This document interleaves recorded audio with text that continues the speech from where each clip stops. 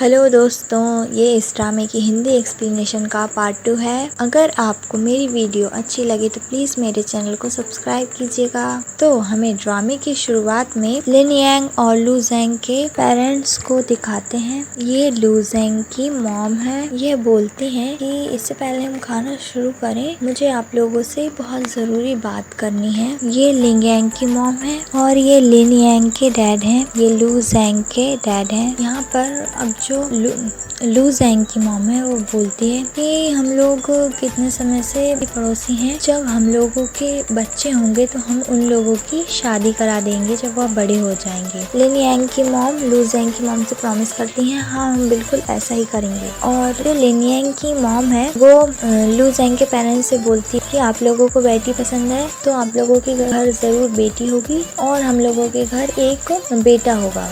और जब वह बड़े हो जाएंगे हम लोग उन दोनों की शादी करा देंगे और हम इन लॉज बन जाएंगे। अब सीन कट होता है और सभी लोग बहुत खुश होते हैं। और जो लू ज़ेंग की मॉम है वह सोचती है कि मेरा छोटा सन इन लॉ आ जाएगा, लेकिन होता इससे उल्टा है।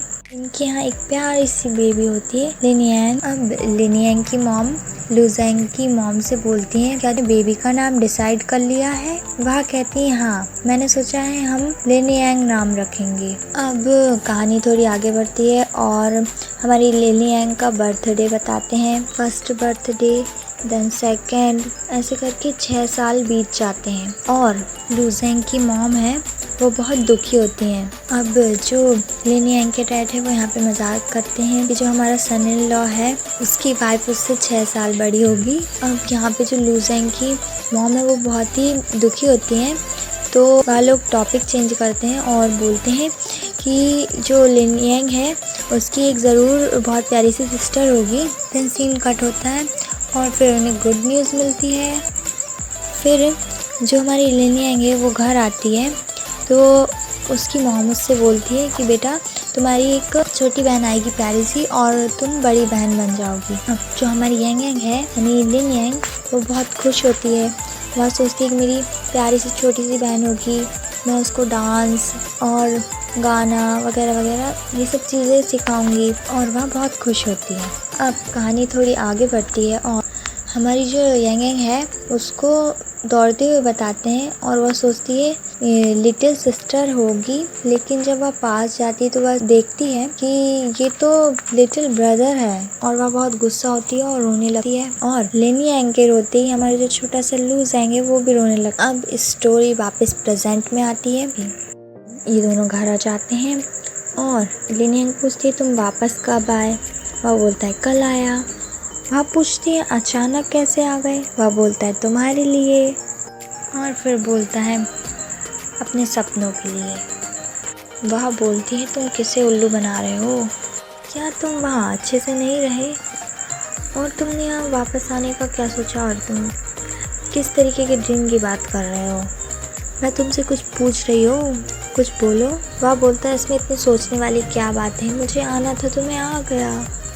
और ये घर के पास है और तुम्हारे पास है, इसलिए बस तुम इंतज़ार करो। मैं जब स्टेज पे जाऊंगा तो शिनिंग को बिल्कुल रोशनी से भर दूंगा। लिन यांग बोलती है तुम अभी भी वैसे ही हो जैसे पहले थे। अब लू ज़ेंग बोलता है वाइफी रुको, और बोलता है मोटी? वह बोलती है मैं मोटी लग रही हूँ? कहता है हाँ, तुम्हारा चेहरा थोड़ा मोटा हो गया है। वह बोलती है कि ये एंगल सही नहीं है इसलिए, और मैं लेटी हुई थी और तुम वहाँ बैठे हुए थे तो उस एंगल से तुम्हें लग रहा होगा कि मैं मोटी हूँ। फिर लू ज़ेंग लिन ज़ेंग के बहुत पास जाता है और बोलता है हाँ ज़रूर ये एंगल इशू ही होगा, नहीं तो पास से तुम पहले की तरह बहुत ही प्रिटी लगती हो। लिन यांग लू ज़ेंग को धक्का देती है और बोलती है दूर हटो मुझ पर से, दुखता है। वह बोलते तुमने मुझे फिर मारा? वह बोलती तुम कितने अजीब हो और मैंने तुम्हें कितनी बार कहा है मुझे वाइफ ही मत बुलाया करो। अब लिन ज़ेंग बोलता है तुम भी तो मुझे फ्लावर एंजल बुलाती हो। वह बोलती अरे फ्लावर एंजल तो तुम्हारा छोटा सा प्यारा सा निक नेम है, लेकिन ये वाइफ ही क्या है? वह बोलता है मेरे पास कोई चॉइस नहीं थी क्योंकि पेरेंट्स का ऑर्डर था और मैं पेरेंट्स के ऑर्डर को कैसे मना कर सकता हूँ। लिनियांग बोलती है छोड़ो, लेकिन अब तुम्हें ये आदत अपनी बदलनी होगी। जब हम दोनों रहें तो कोई बात नहीं है, लेकिन कोई बाहर वाला सुनेगा तो वह तो यही सोचेगा ना कि एक बूढ़ी गाय ताज़ी हरी हरी घास को खा रही है। अब लूसेंग बोलता है कि जब भाई घास को कोई परेशानी नहीं है तो बूढ़ी गाय को क्या प्रॉब्लम है। भाई ये सुन के तो लिनियांग उसे मारने लग जाती है और मारते मारते फिर उसकी कमर में दर्द हो जाता है। तभी लिनियांग का फ़ोन बजता है। लूसेंग बोलता है भाई इतनी रात को किसका फ़ोन आ गया। फिर वह नाम पड़ता है शेंग नेंग की। वह बोलती है फ़ोन मुझे दो।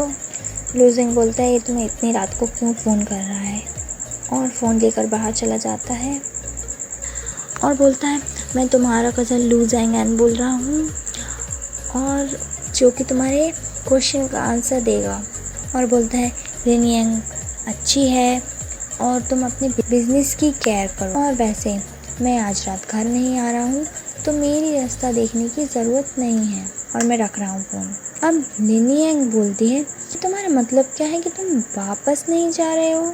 अब वो लिनियांग को फ़ोन देता है और बोलता है तुम्हें पता ही है कि शेंगने का फ़ोन आया था, तो अब तुम्हारा सारा दर्द तो गायब ही हो गया होगा। वह बोलती है मेन बात ये नहीं है कि किसका कॉल था, बात यह है कि तुम्हें कोई हक नहीं है मेरे फ़ोन उठाने का। लूसेंग बोलता है ठीक है अब मैं ऐसा दोबारा नहीं करूँगा, और बोलता है जब मैं फ़ोन करूँ और मैसेज करूँ तो तुम इतनी परवाह से मेरे मैसेज और कॉल का आंसर करो, पास्ट की तरह नहीं। तुम मेरे मैसेज का रिप्लाई ही नहीं करती थी, रिप्लाई तो क्या तुम तो उसको पढ़ती ही नहीं थी, और ये मुझे पागल कर देता था। मुझे ऐसा लगता था जैसे कि मैं खुद ही से बात कर रहा हूँ। अब लिनियांग बोलती है कि बहुत देर हो गई है, चलो जाकर सो जाओ। अब लूसेंग जाके सोफा पे लेट जाता है और बोलता है कि मैंने कहा था कि मैं आज यहीं सोने वाला हूँ, मैं कहीं नहीं जाऊँगा, और बोलता है कि मैं यहीं रहूँगा, कहीं नहीं जाऊँगा जब तक कि तुम बिल्कुल ठीक नहीं हो जाती, तुम्हारा ख्याल रखूंगा। लिनियांग बोलती है कि कोई ज़रूरत नहीं है, मैं बिल्कुल पूरी तरह ठीक हो चुकी हूँ। लूसेंग बोलता है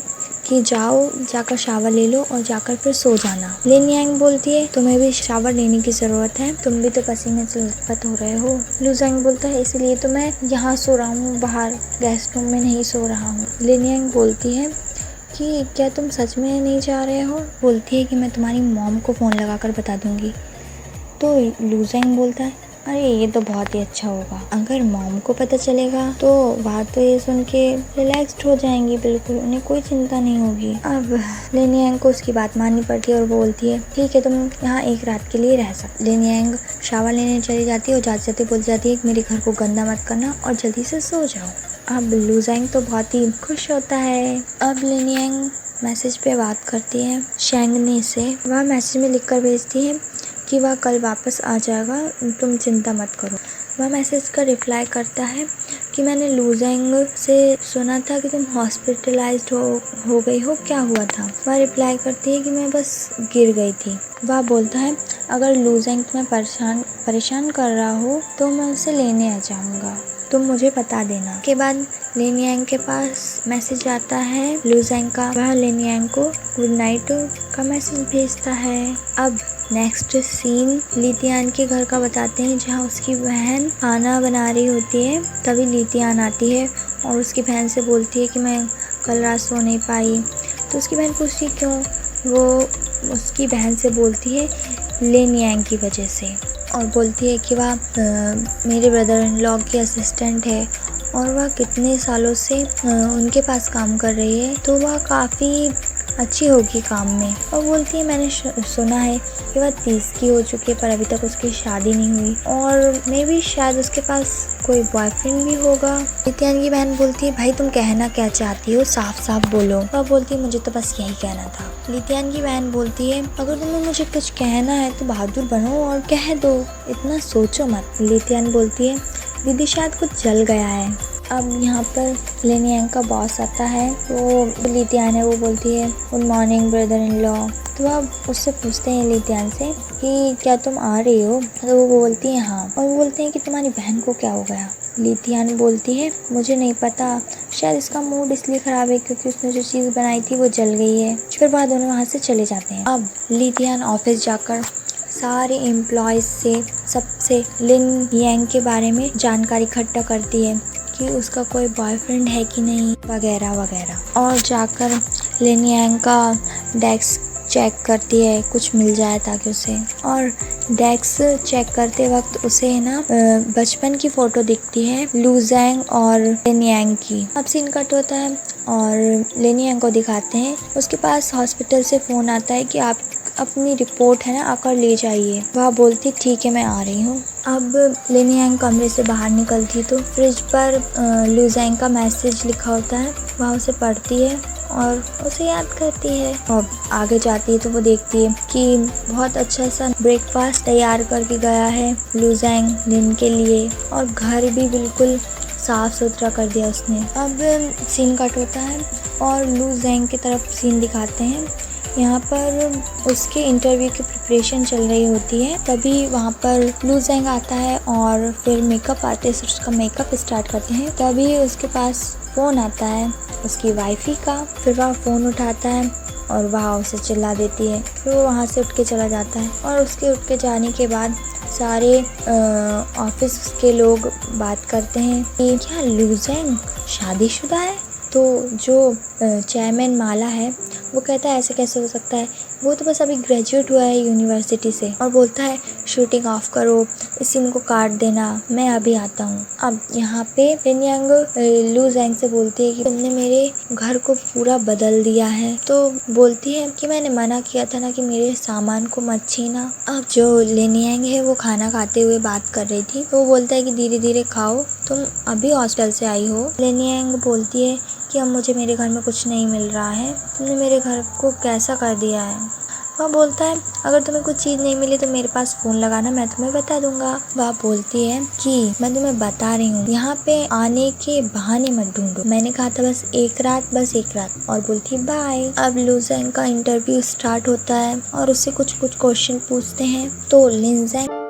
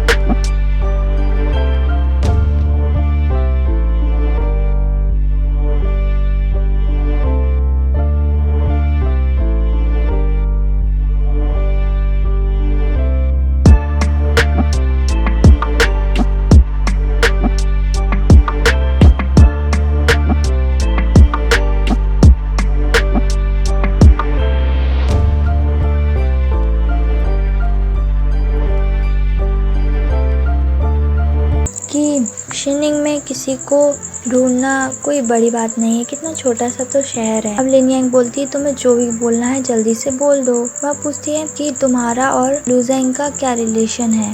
तो लिन यांग बोलती है क्या तुम उसकी गर्लफ्रेंड नहीं हो, तुम्हें कैसे नहीं पता। ली तियान बोलती है मुझे फ़र्क नहीं पड़ता कि तुम्हारा उसके साथ क्या रिलेशनशिप है, लेकिन प्लीज़ उससे दूर रहो। और बोलती है तुम मेरी तरफ ऐसे क्यों देख रही हो, क्या मैं ही वो हूँ जो तुम्हें परेशान कर रही हूँ। अब लिन यांग यहाँ बोलती है कि तुम उसकी गर्लफ्रेंड नहीं हो, सही बोल रही हूँ ना मैं। ली तियान बोलती है अगर मैं नहीं हूँ तो तुम भी नहीं हो। और बोलती है कि मैं तुमसे सुंदर हूँ और तुमसे छोटी हूँ और सभी फील्ड में मैं तुमसे कहीं आगे हूँ और बहुत बेहतर हूँ, और जो तुम्हारी जॉब है जिसके लिए तुम इतने सालों से मेहनत करती आ रही हो वो भी जल्द ही मेरी हो जाएगी। और बोलती है कि तुम लू ज़ेंग पे गिव अप कर दो। मैं अब इसकी इतनी बात सुनने के बाद लिन यांग वहाँ से जाने लगती है। तो जो ली तियान है वो उसका पीछा करती है और बोलती है कि वो आगे चलकर बहुत बड़ा स्टार बनेगा, तुम उसके साथ कहीं से भी मैच नहीं करती हो और उसकी लाइफ से दूर रहो। और तियान बोलती है कि अब तुम्हें है ना डिस्चार्ज मिल गया है तो तुम्हें अब नई जॉब ढूंढ लेनी चाहिए। अब इतना सब कुछ सुनने के बाद लिन यांग बोलती है कि तुम्हें है ना इंटर्नशिप के लिए वापस जाने की कोई ज़रूरत नहीं है, चेयरमैन हाउ को भी तुम्हारी कोई ज़रूरत नहीं है और तुम्हें यहाँ पर काम करने की भी कोई ज़रूरत नहीं है और मैं तुम्हारे साथ काम नहीं करना चाहती। और वैसे भी तुम कौन लू ज़ेंग की गर्लफ्रेंड हो और चेयरमैन हाउ नहीं हो तुम जो मुझे ऑर्डर देंगे। हाँ, मेरी एज और मैं क्या करती हूँ उससे तुम्हें कोई मतलब नहीं होना चाहिए और तुम्हें मुझे जज करने का भी कोई हक नहीं है और तुम्हारे पास कोई भी चॉइस नहीं है। और लिन यांग यहाँ पर इसको काफ़ी कुछ सुना देती है।